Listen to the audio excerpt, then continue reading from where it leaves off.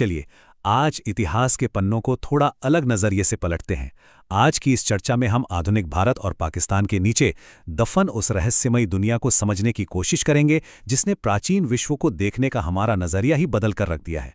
सच मानिए, ये सिर्फ कोई पुरानी ईंटों या पुरातात्विक खोज की बात नहीं है, बल्कि ये समझने की सबसे अहम कुंजी है कि इंसानों ने पहली बार एक सुव्यवस्थित यानी एकदम ऑर्गेनाइज समाज का निर्माण आखिर कैसे किया था। तो आइए इस ऐतिहासिक सफर पर चलते हैं और गहराई से जानते हैं कि वो सभ्यता असल में थी क्या, वहां का रहन सहन कैसा था और क्यों वो आज भी दुनिया भर के बड़े बड़े वैज्ञानिकों को हैरत में डाल देती है।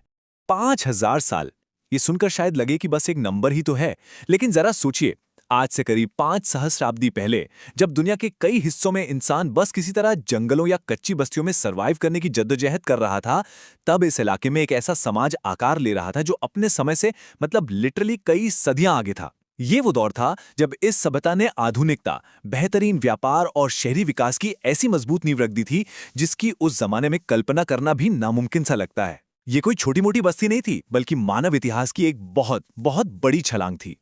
अब प्राचीन इतिहास का नाम सुनते ही अक्सर दिमाग में क्या आता है? वही मिट्टी के घर, छोटे छोटे गांव, है ना? और जब शुरुआती पुरातत्वविदों ने भी यहाँ खुदाई शुरू की थी ना, तो उन्हें भी कुछ ऐसे ही साधारण सी बस्तियां मिलने की उम्मीद थी। लेकिन जब जमीन के नीचे से असली सच बाहर आया, तो वो बिल्कुल उलट और सच में हैरान करने वाला था। ये सभ्यता सिर्फ कुछ बिखरी हुई ग्रामीण बस्तियों तक सीमित नहीं थी। इसके बजाय वहां मिले विशाल, एकदम प्लान किए हुए और पूरी तरह से विकसित बड़े बड़े शहर, वो भी ग्रिड पैटर्न पर। मतलब व्यवस्था और प्लानिंग के मामले में ये शहर आज के किसी भी मॉडर्न महानगर को सीधी टक्कर दे सकते थे। इन शहरों की बनावट को देखकर तो ऐसा लगता है जैसे किसी अजूबे को देख रहे हों। यहाँ की सड़कें बिल्कुल सीधी बनी थीं, जो एक दूसरे को एकदम समकोण यानी राइट एंगल पर काटती थी। और मकान वो कोई कच्ची मिट्टी या घास फूस के नहीं, बल्कि पक्की ईंटों के बने थे। और सबसे दिलचस्प बात पता है क्या है? पूरी सभ्यता में इस्तेमाल की गई इन ईंटों का जो साइज और रेशियो था, वो बिल्कुल एक समान था, 4:2:1। उस जमाने में ऐसा स्टैंडर्डाइजेशन ये बहुत बड़ी बात थी। और हाँ, जल निकासी या ड्रेनेज सिस्टम की तो क्या ही बात करें, वो दुनिया में सबसे एडवांस्ड था। पक्की ईंटों से ढकी नालियां और बाकायदा मैनहोल, जो आज के समय में भी कई शहरों के लिए एक बड़ा चैलेंज है, वो उस दौर में हर मुख्य सड़क और घर का एक बहुत ही नॉर्मल हिस्सा हुआ करते थे। ये उस समय की इंजीनियरिंग का एक ऐसा बेजोड़ नमूना है जो आज भी सोचने पर मजबूर कर देता है। इस सभ्यता की जो असली ताकत थी ना, वो इसके अलग अलग शहरों के कमाल के मैनेजमेंट में छुपी थी। उदाहरण के लिए गुजरात के लोथल को ही ले लीजिए। यहाँ दुनिया का सबसे पुराना गोदीवाड़ा यानी डॉकयार्ड मिला है, और ये कोई ऐसे ही ईंटों का ढांचा भर नहीं था। इसे समुद्र के ज्वार भाटे यानी टाइड्स का बहुत ही बारीकी से और वैज्ञानिक तरीके से अध्ययन करके बनाया गया था, ताकि समुद्री जहाज एकदम सुरक्षित तरीके से आ जा सकें। दूसरी तरफ मोहनजोदाड़ो और हड़प्पा जैसे विशाल महानगर भी थी। ये शहर उस समय व्यापार, प्रशासन और संस्कृति के सबसे बड़े धड़कते हुए केंद्र थे।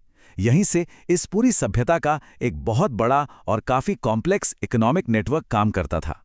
लेकिन हर महान कहानी में एक ऐसा मोड़ जरूर आता है जो उसे गहरे और अनसुलझे रहस्य में बदल देता है। और इतिहास के सबसे बड़े और सबसे मिस्टीरियस सवालों में से एक यही है कि इतनी महान, इतनी उन्नत और विशाल सभ्यता अचानक से धरती के नक्शे से खत्म कैसे हो गई। सोचने वाली बात है। जो समाज हजारों सालों तक फलता फूलता रहा, जिसके पास इतनी बेहतरीन तकनीक और अर्बन प्लानिंग की समझ थी, वो सब कुछ इतनी जल्दी विलुप्त कैसे हो गया? सच कहें तो ये सवाल आज भी पुरातत्व विज्ञान का सबसे बड़ा कोल्ड केस बना हुआ है। अगर एक जासूस की तरह आज तक मिले सारे सबूतों को खंगाला जाए, तो कई अलग अलग थ्योरीज सामने आती हैं। क्या ऐसा हुआ कि सिंधु और उसकी सहायक नदियों ने अपना रास्ता बदल लिया, या फिर उनमें आई किसी भीषण और विनाशकारी बाढ़ ने इस पूरे साम्राज्य को ही निगल लिया? एक और बड़ी थ्योरी ये भी है कि शायद मॉनसून के चक्र में अचानक कुछ बहुत बड़े बदलाव हुए, जिसने इस उपजाऊ इलाके को एक सूखे रेगिस्तान में बदल कर रख दिया, जिससे वहां खेती और जीवन ही असंभव हो गया।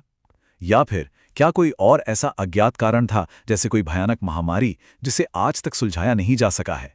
देखिए, इन सवालों के कोई पक्के जवाब तो नहीं है, बस कुछ कड़ियां हैं जिन्हें हमारे वैज्ञानिक और इतिहासकार आज भी जोड़ने की लगातार कोशिश कर रहे हैं।